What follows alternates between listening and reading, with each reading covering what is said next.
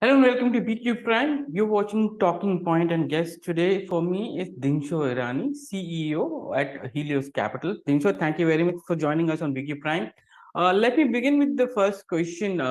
How do you see the year panning out for investors? We last year we saw from a foreign flows point of view, it was not so great for us, but it's for the domestic flows which helped us, remain at the same level as far as index is concerned. Uh, when you see 2023, do you see flows returning, and do you see investment coming in from for overseas investors? Hi, Sajid. Good morning to you and your viewers, and thank you for having me on your show. So, Sajid, if you remember last year also, there was massive selling on the FII front till around July of last year. And then there was this, again, like a pent up buying, which happened up to probably November, I believe. And then after that, again, I mean, mid of November, and then it tapered off. So basically, it all coincided with China opening up. So if you in fact the selling now in Jan, which is around $2 odd billion, which has happened till year to date up to yesterday, which is 17th of Jan. The fact is that that is mainly because money is moving out of India and going to China. Now look at you look let's look at the relative performance of how China was. So up to 31st of October of last year, China was down 44%. Okay, year to date. Yeah. India, I believe, was down some roughly around 10 odd percent or so. So didn't do much. From October till today, or till rather a couple of days back, China was up 47%. Right? India is flat to down 4-5% or so from that date onwards. So you've seen that this underperformance of China has already been built in, right? So our expectation is that probably by the end of this month or somewhere in the next month, you'll again start seeing flows coming back to India in a very healthy manner as such. And frankly, I mean, uh, one thing that I am sure put off most of the FIs was that India never corrected. But that was mainly because India had its own intrinsic strength, right? And that's why it didn't correct. And that's why the valuation of India vis-a-vis the region or even the global markets were really stretched. So that I believe is coming back in line. And that's why we believe that probably for the next quarter or so, India may flat line to come in line with those kind of valuations which are comforting the FI. So that's why the flows also will be accordingly panned out as such. So What's your take with respect to domestic flows? Because you said very clearly that we despite a huge sell off right, last year on a right, net basis, right, the domestic flows was the one which was compensating for these flows, and it seems that now the domestic flows are here to stay. right. You have monthly flow of nearly a billion, 2 billion from retail investors itself into the market, and while FIs may be waiting for an opportunity to buy at the bottom. That bottom is not coming up. Right. So, will they have to come at the same valuation and take it forward from here? So on the domestic flows, Sajid, basically we did a study. In fact, last year the peak flows in a month were $3 billion. I mean, not only the SIPs, but also if you add in the EPFOs Yeah. and the pension flows and the unit linked flows and stuff for insurance and all. So that was adding up to around 3 billion. So that I think is here to stay. I mean, 1.5, 2 billion odd. You can always keep arguing on which side of the needle they'll move, but I think that is a given going forward also. So our feeling is that that will absorb enough of the. In fact, if you notice, I mean that 2 billion odd selling hasn't had much of a dent on the markets. Otherwise, the markets would have fallen off a cliff in earlier times. So that's been very well absorbed by the locals. So our feeling is that that's why we believe that there'll be a flat lining, basically because India has got its own intrinsic strength, right? That cannot be ignored by the world as such, and we can delve upon it on later in the program. But the fact is that they'll have to, by definition, by default, they'll have to come back to India. And obviously, our feel is that they will not get the valuation they're looking for. That's why we believe it's a flat line. Probably the region may just go up a bit, and India will flatline, and that's why the valuations will come in sync with that. So that's what our feeling is. What's what's the kind of sense you're getting with respect to the triggers that may be bringing in the flows? What could be the triggers in the next 3 to 9 months, Right. where FIs would have to say that, okay, we think that the, while we know that it's fairly valued, but these are the triggers which will bring in additional money or incremental money into Right. the Indian market. One obvious one is that will play out its game, and ultimately, I mean, China opening up was the one reason why the FIs went back in. But there are inherent issues out there which cannot be solved just by opening up, right? Real estate was one. The way the government deals with its grade one companies like Alibaba had to let go of his controlling stake in the firm and stuff like. So that will continue, right? So there's an ultimate level to which the FIs will say, okay, enough, now it's done enough, and so let's move out. Second one, which I've already touched upon briefly, is that India, in the medium to long run, is probably going to be the fastest economy in the world for the next 4 5 years. It's a given, right? Basically, why we are saying it is on two basic pillars. Why India will grow so fast is that one, till not so long back, India was mainly a services-driven economy in the sense export out services by way of IT mainly.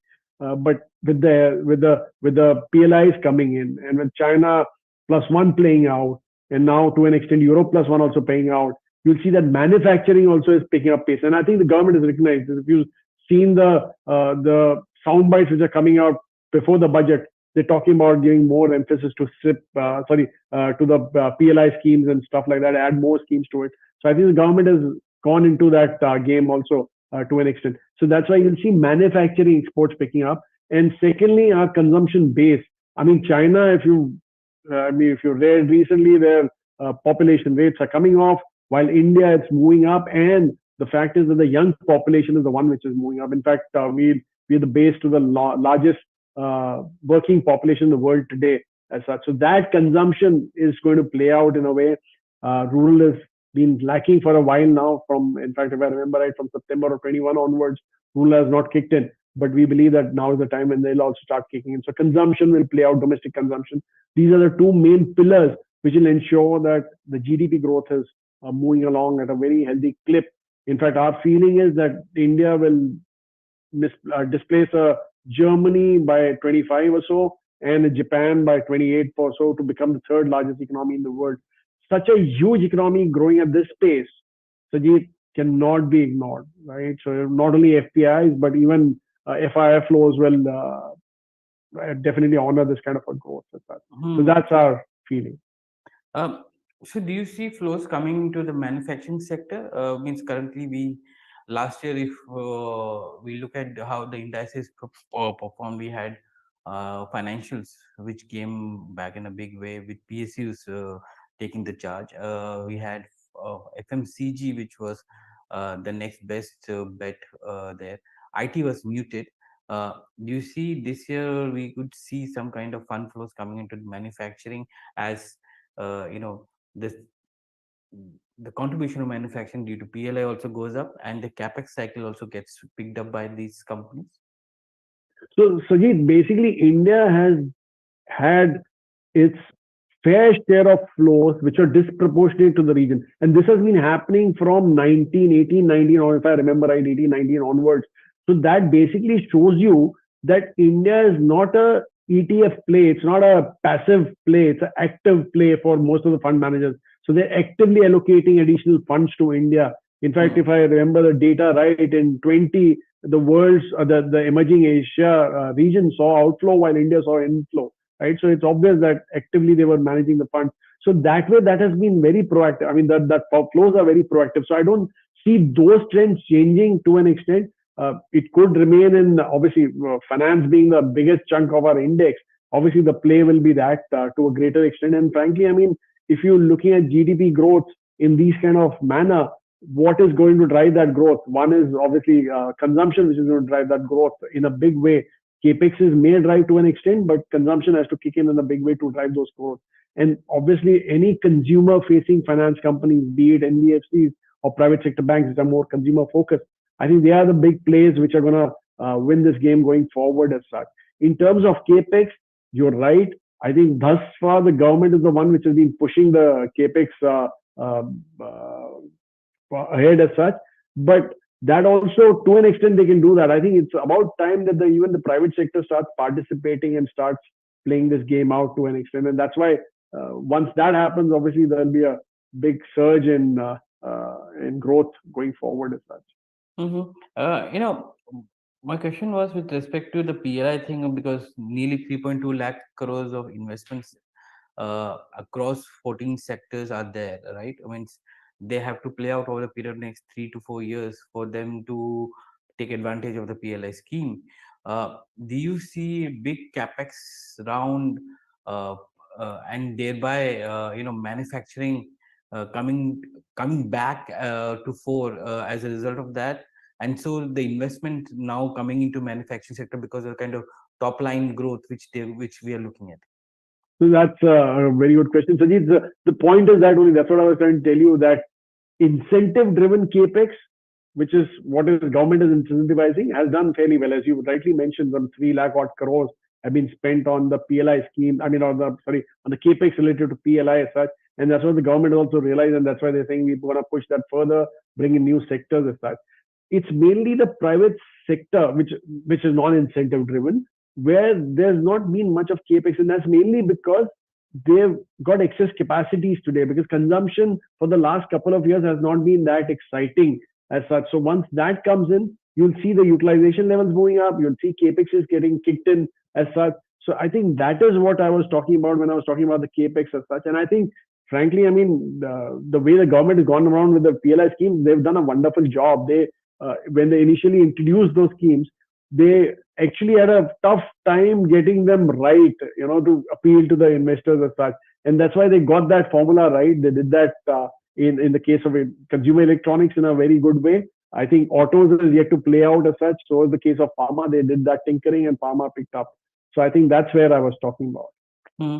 Uh, at Helios, what is the kind of model portfolio which is there with respect to the sectors which you are playing out? So, Sajid, we have three basic themes on which we play our portfolio as such. The first theme, which is mainly finance driven, it's mainly private sector banks, insurance to an extent, and so on and so forth. Yeah, that's the first theme that we play out. There, the weight is roughly around 40 odd percent, 42, 43 odd percent. The next theme is the second theme is consumption driven. Again, it's not the pure soaps and shampoo kind of consumption that we're talking about, not FMCG, but it's more of a slightly different, like QSRs, or say your attire manufacturers, or say shoe manufacturers and stuff like that, which is mainly a discretionary spend, but more of a small ticket and aspirational. Because as your per capita income grows, you will not be taking a bath 3 times a day and consume more soap, right? You'll be basically trying to dress up properly, have better shoes and clothes and stuff like that. Yeah, so that's what we are playing out here in an extent. QSRs also is a part of this. So that again is around 40 to 43 odd percent. The third theme that we did play to quite an extent, which we moved out of sometime in the middle of last year, was mainly the external facing theme, which is mainly rupee earners and dollar earners and rupee spenders, mainly IT, say specialty chemicals, crams and stuff like that. So there our weight is very low. It's around 7 odd percent. Again, our call is that the problem with the world has not been sorted out to an extent. I mean, with China opening up, again, I think inflation is going to rear its head. So that problem will get stretched even in the US. And frankly, I mean, till now, US was very well placed because they were more or less exporting out inflation in the sense of a stronger dollar. But you've seen in the last month or so, the dollar is collapsing against most of the currencies. I mean, yen, it's down to 128 or so, which was at 145, 146. Same is the case with the euro, and same is the case with the pound and stuff like that. Yeah. So that is going to have an implication even on the US. So I think their battle, they have to still fight a long battle as such. And that's why we believe that external facing sectors are a no-no. So for instance, IT for the first time probably is zero in our portfolio today. So that way. That's interesting because if I look at your financial, you're speaking about private sector, insurance, NBFCs, but PSU banks, so they were the smart recovery last year, and you missed it. So basically, PSU, we have the largest PSU that the country can offer, which is State Bank of India, which is in our portfolio, and that has done fairly well for us. But yeah, the smaller PSUs, we missed out the whole run as such, because frankly, I mean, we don't think still they have that kind of liberty to, there was so the re-rating happened, right? They were at very appealing valuations, but I think it's done and dusted. So it's better to You be. don't see enough runway for them in 23 because we saw 3.5% margins for those companies, and uh, and some people will argue that only 40% of the portfolio is now benchmarked to external rate. Now you have the MCLR going to play out in 2023, so the Right. margin expansion is going to come in further. Right. You don't see that runway for them. So the problem, Sajid, with PSUs is banks, rather public sector banks, is that they're more of a project lenders. They're not consumer facing. I mean, they are picking up, but they've got a long way to go here. And frankly, I mean, the private sector is par for the course in this kind of a game as such. I mean, as in the private, the consumption space. So our feel is that they have a long runway for things to play out. So, and anyway, I mean, as I was telling you, the management liberty is not there. Where have you ever seen a PSU managing director for the last 10 years? He's been there. It's always been 3 years, 4 years. So obviously, whenever a new guy comes in, he has got his new idea. So there's always been a a choppy kind of a growth in that sector. So it's avoidable for us today. Do you have some exposure to some of the private sector, small private banks, regional banks, CSB, South Indian banks, kind of thing, where we are seeing new talent coming in from large Right. banks and Right. turning around those banks? Yeah. So we have, Sajid, in fact, apart from the large banks, we have a few small, uh, I mean, relatively mid cap to small cap within the banking sector kind of banks as such. And there the call has been fairly clear that they basically what we saw in those banks and why we picked those up. I will not share the names with you, but why we picked those up was that in the worst of times, their NPAs were fairly in control, right? So we knew, and they were unduly beaten up quite a bit during the time of COVID as such. Despite COVID, the impact on their asset quality wasn't that pronounced as such. So we said, okay, these are the ones which look like future winners as such, and that's why we picked up those names. The ones which you mentioned are more of regional plays and stuff like that, which we are not really interested in as such. So Because market seems to be betting on some of the new leaderships which have come in there from large banks like an ICCI or Axis or SGFC coming there, and or IndusInd coming there and turning around and taking them to scale. So that's some bet I think people are betting on. That's why I was asking whether you have some kind of exposure there. In the consumption space, you mentioned interestingly QSR, tires, shoes companies, and how do you rate the new age companies? Do you have any exposure to them? So we have actually Sajid attire companies. I mean, cloth manufacturers, Haika, not tires. Haika, Sorry, I think I heard tires, so I wasn't sure whether. attires, Yeah. huh? So attire companies. Yeah. So in new age companies, we have exposure to two of them. In fact, basically, most of these new age companies, they are basically platform providers, right? And when you look at a platform, when you analyze a platform, what do you see in that platform? Is it one that is it appealing to the masses? Will you be able to monetize these masses into paying your fee for that convenience that you offer? First is whether it's convenience that is appealing to the masses, right? Can you monetize this convenience? Is it replaceable? Can it be replicated very easily? So these are the kind of questions you ask, and that's why we came up with only two names within that. One is the biggest, largest fintech company as such, which we own, and the second one is a hyper delivery, I mean, food delivery company that we own as such in this space. So Despite it's not too difficult to guess no, what I'm talking this part about. I can understand the fintech one, but the exposure to the food delivery company which has lost some value in the last 1 year, you're still Yeah. holding on to that? So basically, we didn't. By the way, we did participate in the IPO. In fact, our offshore firm did buy in the IPO, and they, in fact, sold on the I think, very same day or the next day. I mean, they doubled the money and they sold it off, offshore fund.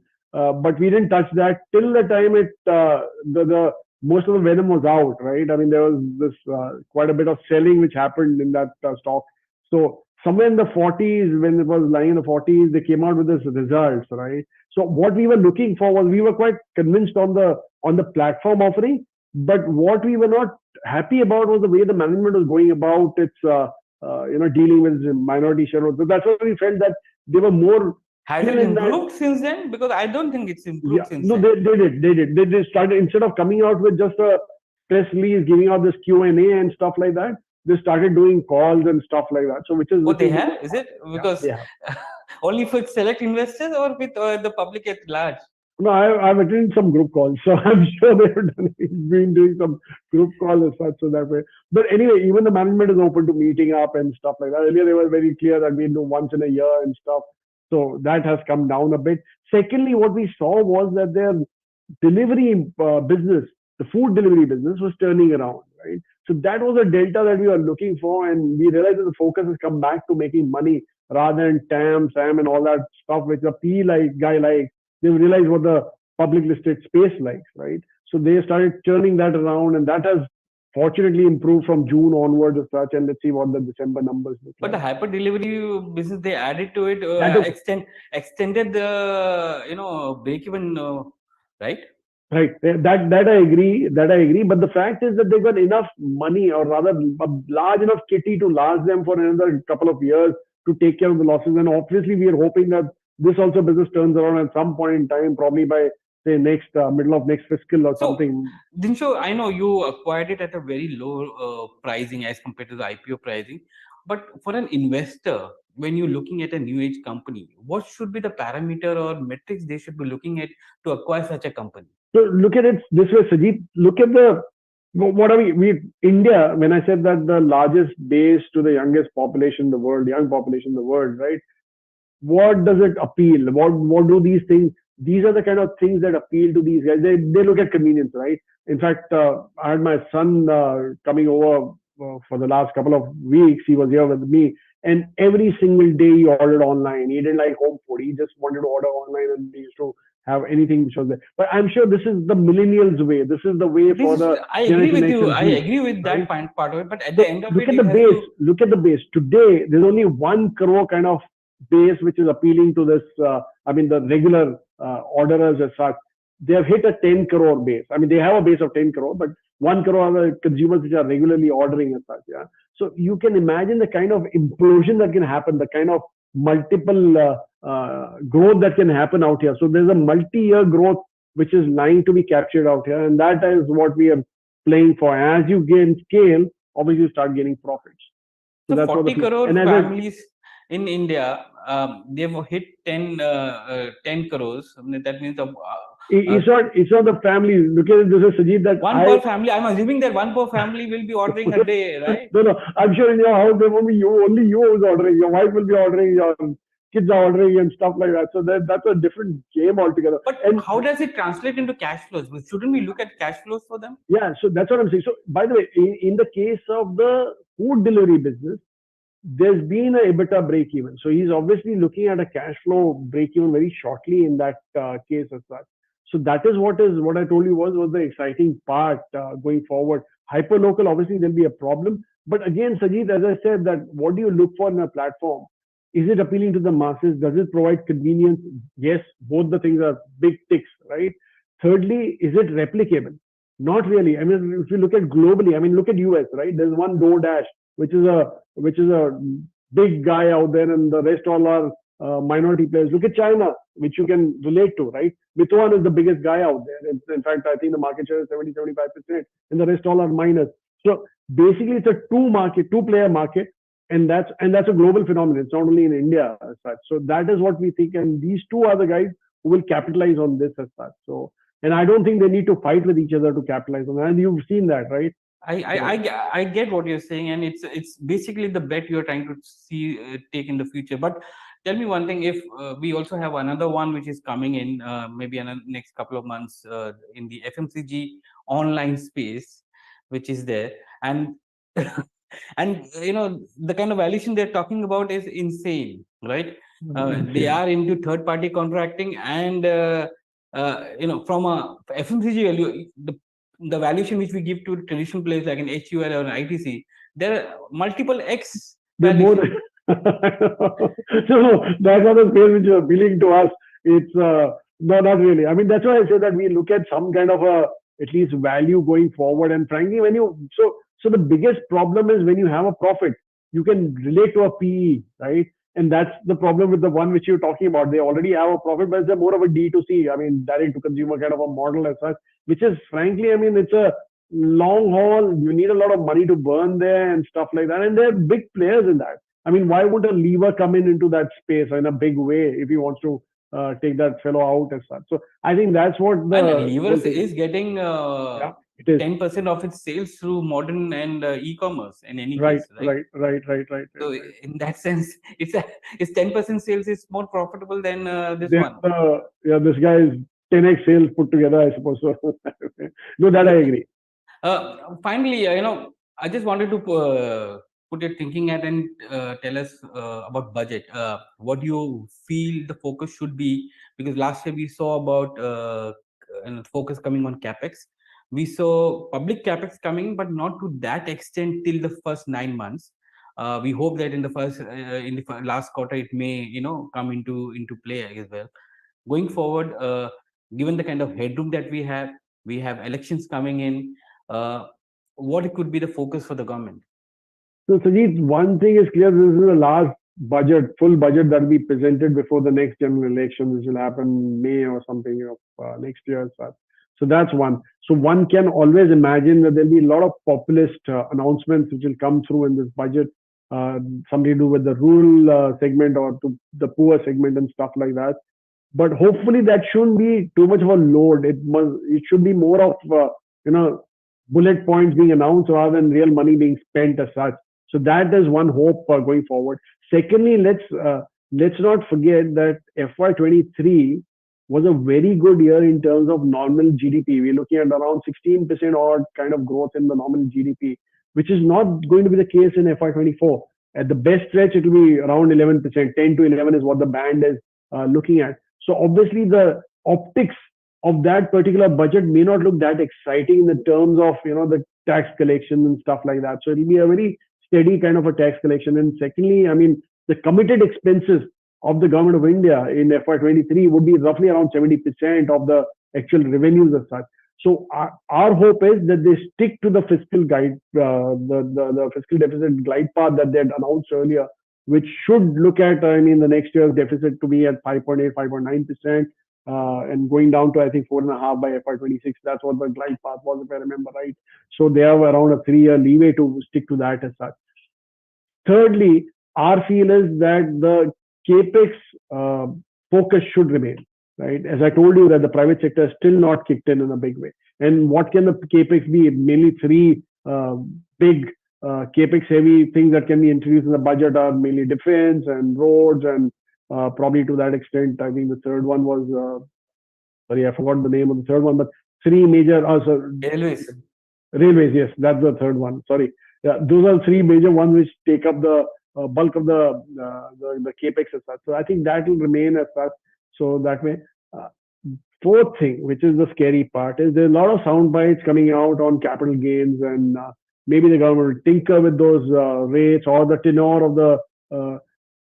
One thing is very clear: the markets are still not stable enough to absorb this kind of a change going forward. So I hope and pray that this doesn't come through. Either of this will create a lot of havoc in the market. So that otherwise, I think the budget will more or less be neutral to the market. Dinshaw, it was a pleasure talking to you today on BQ Prime. Thank you very much for joining us Thank on you, the Sajid. Talking Point. Thank you. Pleasure Thank talking you. to you. Thank you. Bye.